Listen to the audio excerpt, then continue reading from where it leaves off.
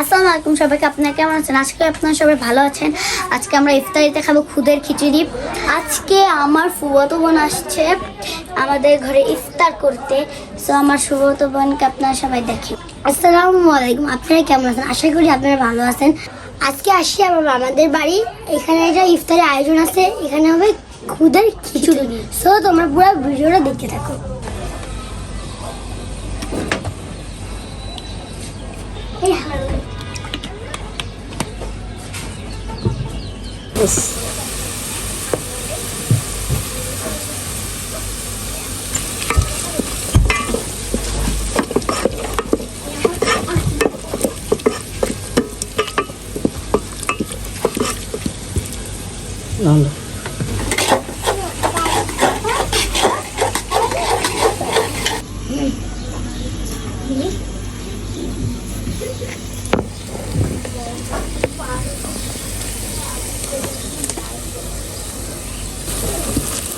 আদা রসুন আর পেঁয়াজ ভাজা ভাজা হয়েছে।